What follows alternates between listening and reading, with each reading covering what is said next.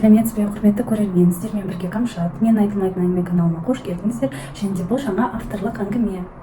Апа, сіз бұл үйге енді келмей-ақ қойыңыз. Осы сөзді естігенде 68 жастағы Зере ананың қолындағы дорбасы жерге түсіп кетті. Ішіндегі бауырсақ домалап еденге шашылды. Алдында тұрған өз ұлы Марат еді. Бір кезде өзі 9 ай көтерген, ауырғанда түн ұйқысын бөлген, оқытқан, үйлендірген жалғыз ұлы. Ал бүгін сол баласы есіктің алдында тұрып, «Қазір жағдай басқа, түсініңізші», деді. Зере ана үнсіз қалды. Ол Тараз қаласынан арнайы келген. 3 ай бойы ұлын көрмеген. Немерелерінді сағындым деп бауырсақ пісіріп әкелген. Бірақ келіні де сыртқа шықпады, тек есік жабылды. Сол сәтте Зере ананың жүрегінде бір нәрсе үзілгендей болды. Көшеде күздің салқын желі соғып тұрды. Зере ана орындыққа барып отырды. Қолындағы орамалмен көз жасын сүртті. Көз алдына Мараттың бала кезі келді. Күйеуі ерте қайтыс болған. Сол кезде Марат небәрі 7 жаста еді. Күндіз мектепте еден жуып, кешке тігін тігіп ақша тапты. Тек балам қатарынан қалмасын деді. Марат оқуға түскен күні бүкіл ауыл қуанды. Анашым, ертең сізді бақытты етемін деп құшақтағаны әлі есінде. Ал бүгін? Байлық көбейген сайын баласының жүрегі алыстап кеткендей еді. Бірақ Зере ана бір нәрсені әлі білмейтін. Тағдыр оған күтпеген кездесу дайындап қойған еді. Зере ана аялдама жанындағы орындықта ұзақ отырды. Күнде баяу батып бара жатты. Қолындағы дорбаны қайта жинады. Бауырсақтардың кейбірі шаң болып кеткен.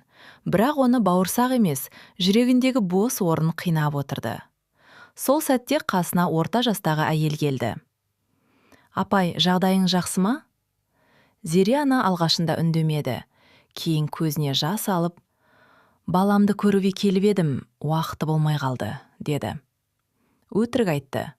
Өз ұлын жамандағысы келмеді. Әйел өзін Гүлжан деп таныстырды.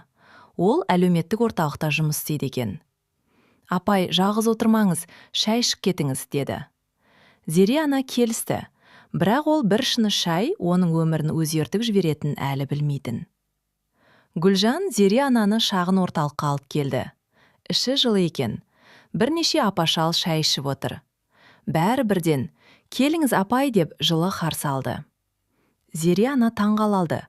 Бөтен адамдардың мейірімі өз баласынан артық болып кеткеніне сенгісі келмеді. Шай үстінде бәрі әңгіме айтып отырды. Бір кезде жанына отырған қария. «Мені де балаларым сирек іздейді», деді күліп. Бірақ күлкісінің артында мұң бар еді. Сонда Зере ана жалғыз емес екенін түсінді. Өмірде көп ата-ана баласын кінәламайды. Өздері жыласа да, балам аман болсын дейді. Кешке үйіне қайтарда Гүлжан, «Апай, ертең де келіңіз», деді. Ал дәл сол уақытта Мараттың өмірінде күтпеген жағдай басталып жатқан еді. Сол кеште Марат кеңседе отырған. Үлкен компания, қымбат көлік, қаладағы жаңа үй, бәрі бар сияқты. Бірақ іші тыныш емес еді. Кенет телефоны шырылдады. Банктен хабарласып тұр. «Несиеге байланысты шұғыл келуіңіз керек». Марат таңғалды. Ол бәрін есептеп жүремін деп ойлайтын. Ертең банкке барды. Сөйтсе, серіктесі алдап кеткен. Құжаттардың бір бөлігі оның атына рәсімделген. Қарыз көлемі өте үлкен еді. Мараттың көзі қарауытып кетті. Сол сәтте оның есіне анасы түсті. Бірақ бірден өзін тоқтатты. «Жоқ, бәрін өзім шешемін». Адам байлыққа сенгенде кейде жанындағы адамдарды ұмытып кетеді. Бір аптада бәрі өзгерді. Мараттың телефоны тоқтамады. Қоңырау, хабарлама, қарыз, тексеру. Жұмыста да мәселе көбейді.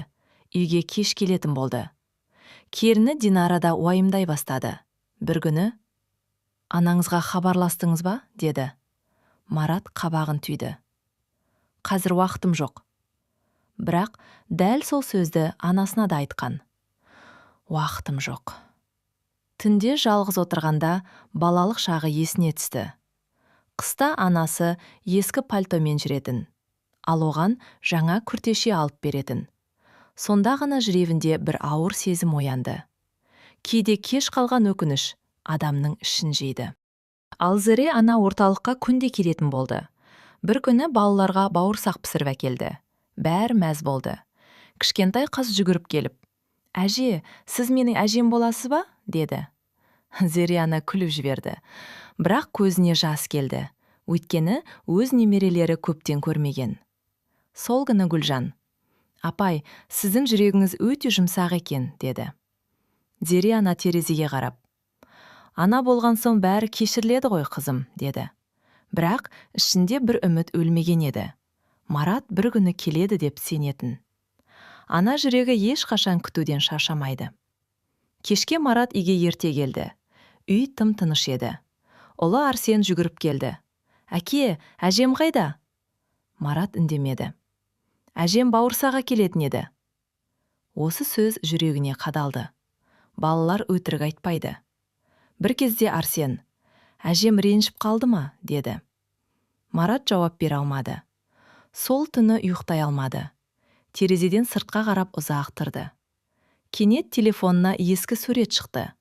Онда анасы оны мектепке шығарып салып тұр. Суреттің астында «Балам аман болса болды». Марат көзін төмен түсірді.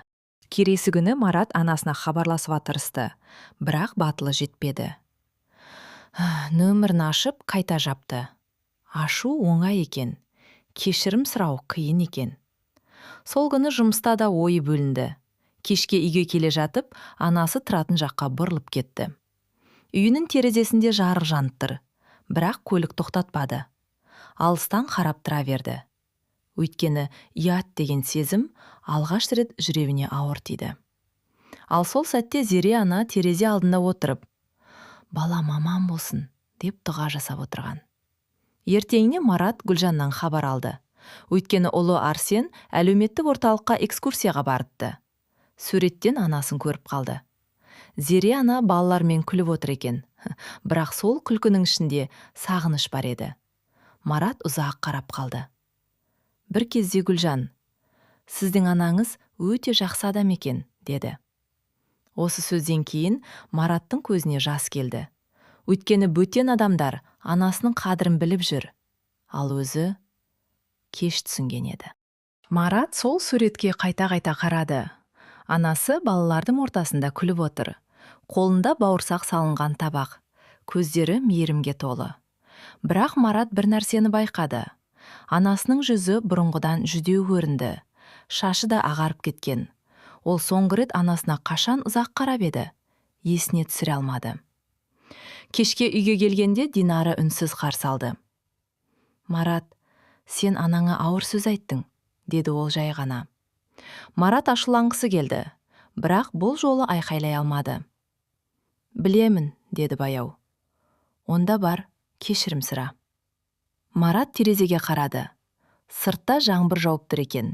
Дәл жүрегіндегідей ауыр, суық жаңбыр. Сол түні ол алғаш рет байлықтан емес, анасының батасынан айырылып қалудан қорықты. Ертеңіне Марат анасының үйіне барды. Есіктің алдына келгенде қолы дірілдеді. Бір кезде өзі осы есікті тепкілеп ашатын бала еді. Анасы күліп қарсы алатын. Енді есікті қағуға да батылы жетпей тұр. Ақыры қоңырауды басты. Іштен баяу аяқ дыбысы естілді. Есік ашылды. Зере ана ұлын көргенде бір сәт қапып қалды. «Марат?» Марат басын төмен түсірді. «Апа, сөйлесейікші». Зере ана үнсіз шетке тұрды. Үй іші бұрынғыдай қарапайым. Терезе алдында ескі гүл. Үстелде Құран кітап. Қабырғада Мараттың бала күнгі суреті. Марат сол суретті көріп жүрегі қысылды. «Апа, мен қатты қателестім», деді. Зере ана үндемеді, бірақ көзіндегі жас бәрін айтып тұр еді. Зере ана шай қойды. Әдеттегідей дастархан жайды. Бауырсақ, құрт, май, қант. Марат ұялғаннан қолын сөз алмады. Анасы болса ештеңе болмағандай. «Шай іш, балам», деді. Осы бір ауыз сөз оның жүрегін тіліп өтті. Ол анасына есік алдында ауыр сөз айтты. Ал анасы бәрібір шай беріп жатыр. «Апа, Мен сізді ренжіттім. Байлық қуып жүріп, ең қымбат адамымды ұмытыппын. Зере ана терең күрсінді. Балам, ана баласын ұмытпайды. Бірақ бала ана жүрегін жараласа, ол жара сырт көзге көрінбейді. Марат көз жасын ұстай алмады. Кешіріңізші, апа. Зере ана ұлының басынан сипады. Кешіремін. Бірақ енді жүрегімді қайта сындырма.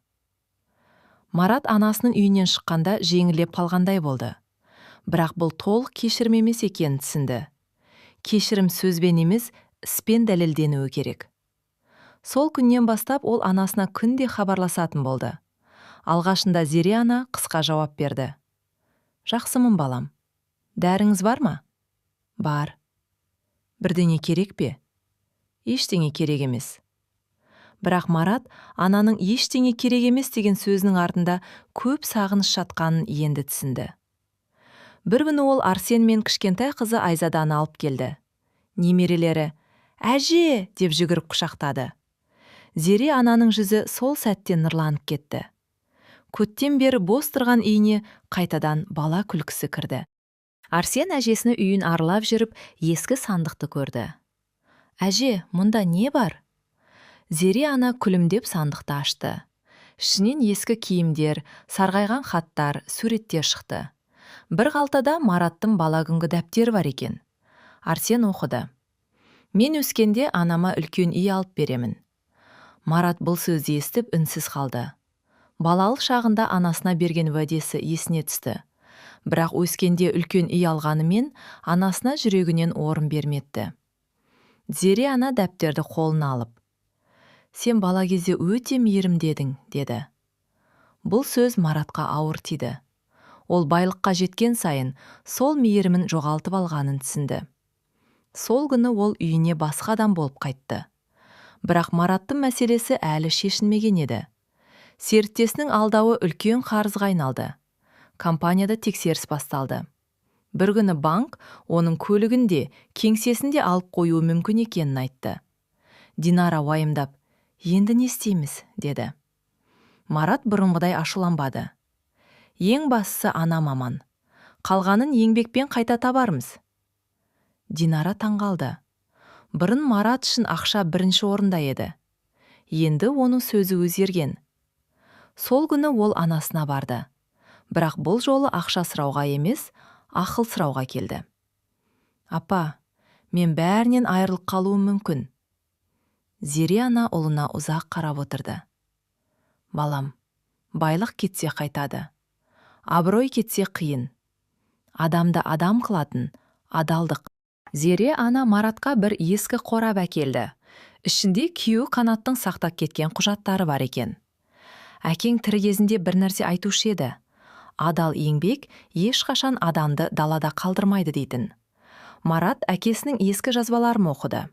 Қарапайым сөздер, бірақ жүрекке жақын. Сол күні ол серіктесінің үстінен арыз жазды. Бұрын ұят болады деп қорыққан. Енді шындық үшін күресуге бел буды. Бірнеше ай ауыр өтті. Сот, құжат, дәлел, куәгер. Марат көп нәрседен айырылды. Қымбат көлігін сатты, үлкен үйінен көшті. Бірақ бір нәрсені тапты. Анасының дұғасын. Зере ана күнде таң намазынан кейін «Баламның жолын аш» деп дұға етті. Марат отбасы болып кішірек пәтерге көшті. Бұрын ол мұны ұят санар еді, ал қазір үйде тыныштық бар. Динара да өзгерді. Ол Зере ананы жиі шақыратын болды. Бір күні Зере ана немерелеріне бауырсақ пісіріп отырды. Айзада қамыр илеп көмектесті. «Әже, сіз бізбен тұрасыз ба?» деді кішкентай қыз. Зере ана күліп, «Сендер шақырсандар тұрамын ғой», деді. Марат осы сөзді естіп ойланып қалды. Кешке ол Динараға айтты. «Анамды үйге алып келсе қалай?» Динара үнсіз қалды. Сосын баяу жымиды. «Мен де соны ойлап жүредім». Мараттың көзіне жас келді. Бұл жолы анасы есіктен қуылмайды. Анасы төрге келеді. Келесі күні Марат анасының үйіне барды. Қолында гүл, жүрегінде үлкен өтініш. «Апа, бізбен бірге тұрыңыз». Зерияны бірден жауап бермеді. Балам, мен сендерге ауыр болмаймын ба? Марат анасының қолын ұстады. Апа, сіз ауыр емессіз. Сіз біздің берекемізсіз. Зере ананың көзінен жас шықты. Кеше ғана есік алдында керексіз сезінген ана бүгін төрге шақырылып отыр. Бірақ ол бір шарт қойды. Мен сендермен тұрамын. Бірақ сен ешқашан адамды ақшасына қарап сыйлама. Байлық бүгін бар, ертең жоқ. Ал ана біреу ақ. Марат басын изеді. Уәде беремін, апа. Сол күні Зере ана аз ғана киімін жинады. Ескі үйдің есігін жауып тұрып, іштей күйеуіне дұға оқыды. Зере ана жаңа үйге келген күні ерекше болды. Арсен мен Айзада есік алдына шар іліп қойыпты. Динара дастархан жайды. Марат төрге жаңа көрпе төседі. Апа, енді сіздің орныңыз осы, деді. Зере ана төрге отырғанда үйдің іші бірден жылып кеткендей болды. Балалар күліп жүр. Динара шай құйып отыр. Марат анасының алдында үнсіз. Бір кезде Зере ана, үй деген қабырға емес балам. Үй деген бір-бірін іздейтін жүректер, деді. Сол сөз бәріне әсер етті. Кешке Марат анасының аяғына жылы су дайындады. Бұрын бұлай істемеген. Зере ана ұлына қарап жылады. Балам, мен осы күнді көрдім ғой. Сол түні үйде ұзақ уақыттан кейін шынайы тыныштық орнады. Уақыт өте Мараттың ісі ақтала бастады. Серіктесінің алаяқтығы дәлелденді. Қарыздың бір бөлігі тоқтатылды. Бірақ Марат бұрынғыдай байлық қуған жоқ. Ол шағын ғана адал кәсіп бастады. Тараздағы базар маңынан азық-түлік дүкенін ашты. Дүкеннің атын Зере ана деп қойды. Ашылу күні анасының батасын алды. Балам, адал тапқан 1 теңге арам миллионнан артық, деді Зере ана. Марат осы сөзді дүкеннің қабырғасына іліп қойды. Адамдар дүкенге тек зат алуға емес, Зере ананың ақылын тыңдауға да келетін болды. Кей кемпірлер, қандай бақытты анасыз, дейтін. Зере ана ішінен, бақыт деген, балаңның қайта оралған екен, деп ойлайтын. Бір күні Марат дүкенде отырғанда, бұрынғы бай достарының бірі келді. Ол күліп. Сен бұрын үлкен адам едің, енді дүкенші болып қалдың ба, деді. Марат бұрын болса намыстанар еді. Бұл жолы сабырлы жауап берді. Мен бұрын ақшасы көп, бірақ жүрегі бос адам едім. Қазір анамның батасы бар адаммын. Досы үндемей қалды. Сол күні кешке Марат үйге келіп, осы әңгімені анасына айтты. Зере ана күлімдеп, балам, адамды қызмет емес, пейілі көтереді, деді. Марат анасының қасына отырып, апа, сіз болмасаңыз, мен адамдығымнан айырылып қалар едім, деді. Зере ана ұлының маңдайынан сүйді. Ана баласын жоғалтса да күтеді, бірақ баласы қайтып келсе, бәрін ұмытады. Көктем келді. Тараздың көшелері көгеріп, аулада өрік ағашы гүлдеді.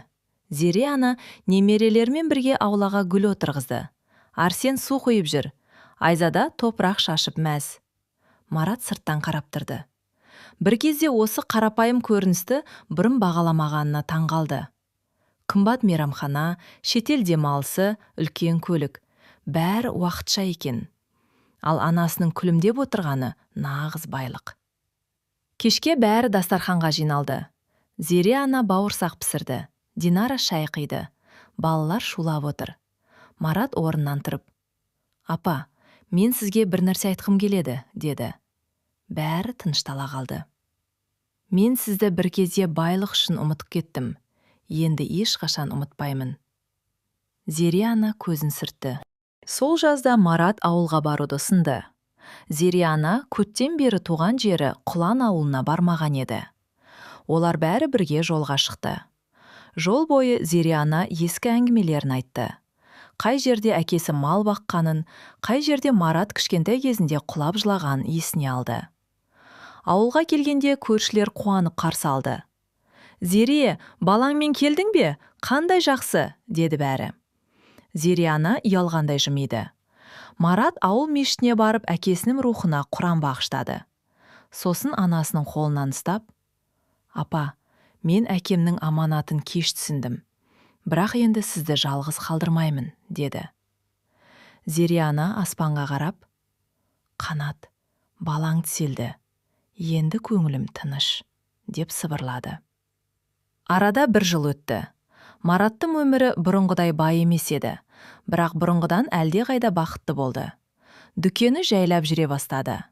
Балалары әжесінің ертегісін тыңдап өсті. Динара Зере ананы өз анасындай сыйлады. Бір кеште бәрі аулада шай ішіп отырды. Күн қызарып батып бара жатты. Зере ана немерелеріне қарап күлімдеді. Марат анасының жанына келіп отырды. «Апа, мен сізді ренжіткен күнді ешқашан ұмытпаймын», деді. Зере ана ұлының қолын ұстады. «Балам, мен ол күнді ұмыттым. Ең бастысы, сен жүрегіңді қайта таптың». Марат көзін төмен түсірді. Сол сәтте ол шын байлықтың ақша емес екенін түсінді. Шын байлық ананың амандығы, отбасының бірлігі, үйдегі береке.